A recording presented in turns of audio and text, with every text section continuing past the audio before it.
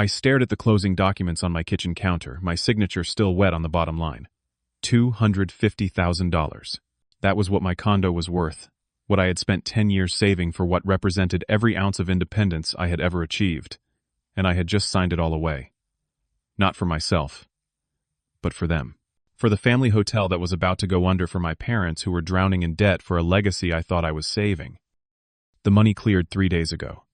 I handed every cent to my father. He hugged me. My mother cried. They promised they would never forget what I had done.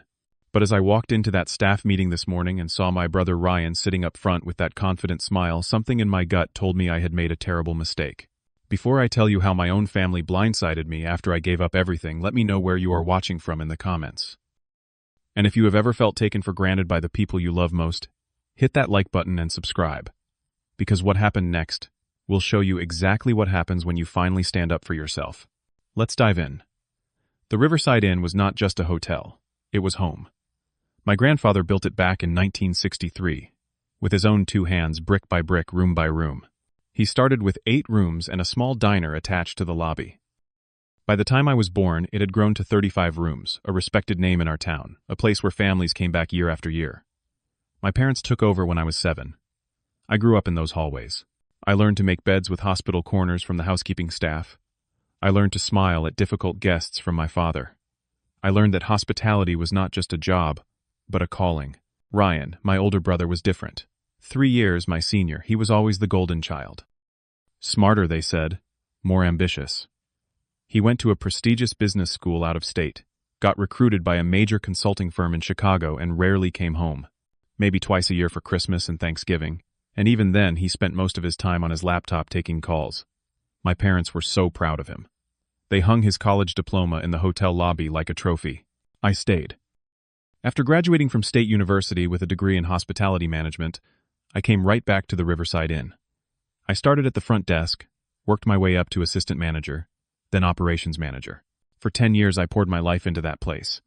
I knew every squeaky floorboard, every temperamental pipe, every guest who had a gluten allergy or preferred extra pillows. The staff were not just coworkers. They were family. Laura at the front desk had been there since I was in high school. Miguel in maintenance taught me how to fix a leaking faucet when I was 12.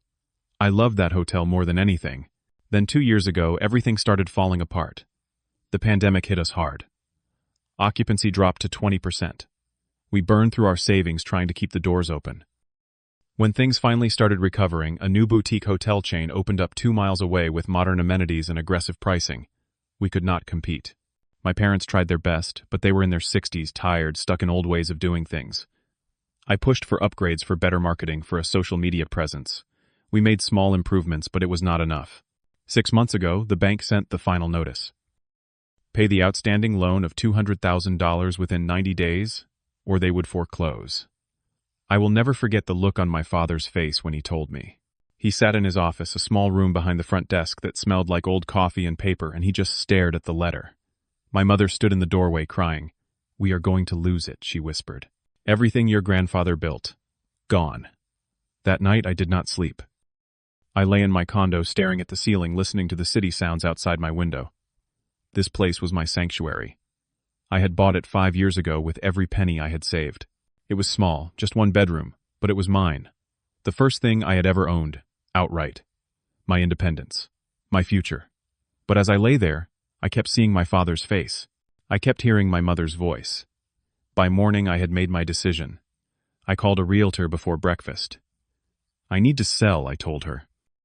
As fast as possible. She came by that afternoon, walked through, took photos. "Great location," she said. "We can list it high. Should move quickly." And it did. Within 8 weeks, I had a cash buyer. $250,000. Enough to pay off the bank and give the hotel some breathing room.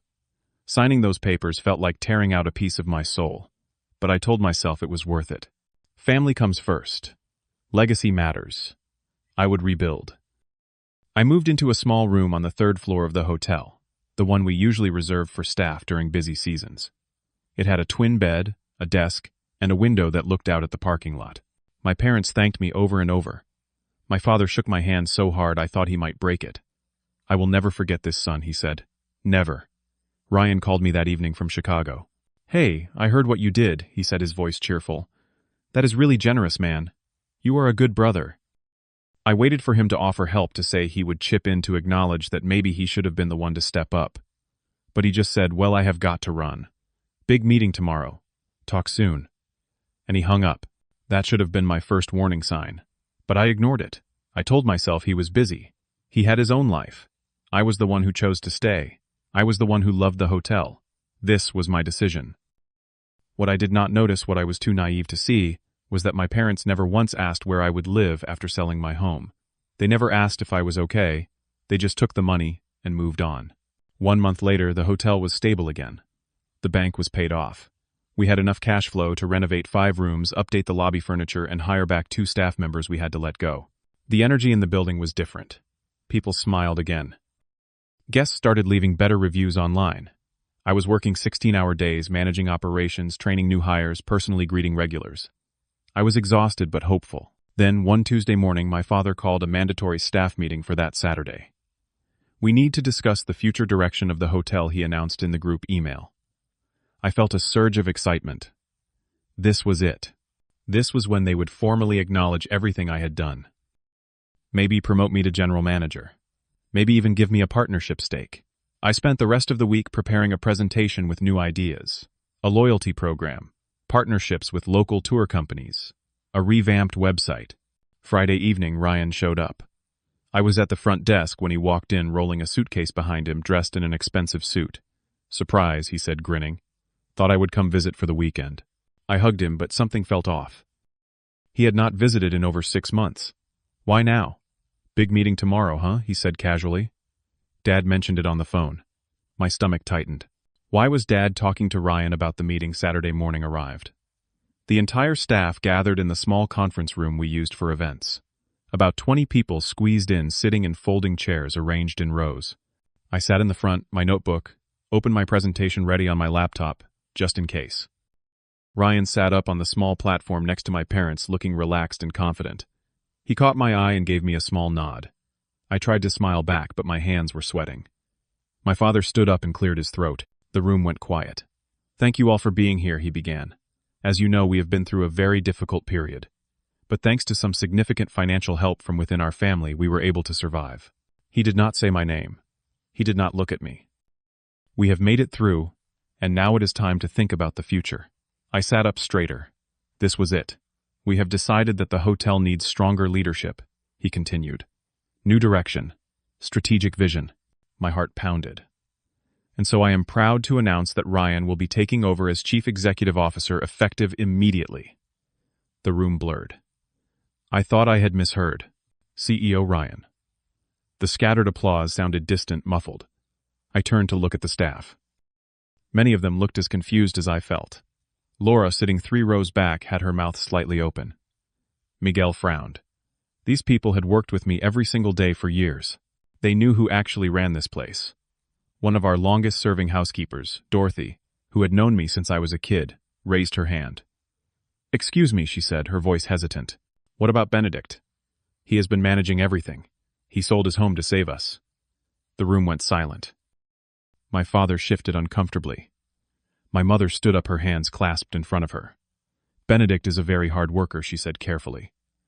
And we appreciate everything he has done for this family and this hotel. She paused, and in that pause, I felt the ground drop out from under me. But Ryan has more leadership qualities. He has experience at a major corporation.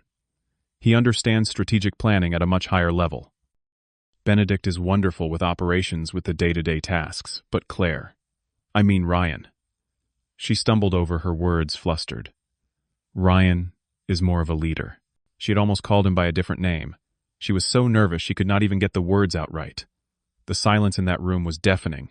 I could feel everyone staring at me. My face burned. My throat closed up. I looked at Ryan. He was smirking, actually smirking. That expression I had seen 1,000 times growing up. When he got the bigger bedroom, the better Christmas present, the louder praise. Ryan stood up, buttoning his suit jacket. Thanks, Mom. Thanks, Dad, he said smoothly. I know I have not been around much, but I am ready to take this hotel to the next level. I have got some big ideas. He turned and looked directly at me. Benedict, I am going to need you to stay on and help with day-to-day stuff. You are really good at that. The operational side, We will make a great team. The condescension in his voice was thick, day-to-day stuff. Like I was some kind of assistant. Like 10 years of my life meant nothing. Like the $250,000 I gave up was just pocket change. I felt rage building in my chest, hot and suffocating. I wanted to stand up and scream. I wanted to flip the table over. I wanted to tell everyone in that room exactly what I had sacrificed while Ryan was living his comfortable life in Chicago. But I did not. I sat perfectly still. I kept my face blank. I would not give them the satisfaction of seeing me break. Not here. Not in front of everyone. Laura leaned forward from her seat and whispered, "Benedict, this is insane. Are you okay?" I gave her the smallest nod. The meeting ended shortly after. People filed out quietly, avoiding eye contact. The usual post-meeting chatter was absent. My parents tried to approach me, but I stood up and said I need some air and walked straight out of the building. I made it to the parking lot before my hands started shaking. I stood next to my car, the morning sun beating down, and pulled out my phone. My fingers were trembling so badly, I almost dropped it. But I knew exactly who to call. I had known this might happen. I had prepared for it.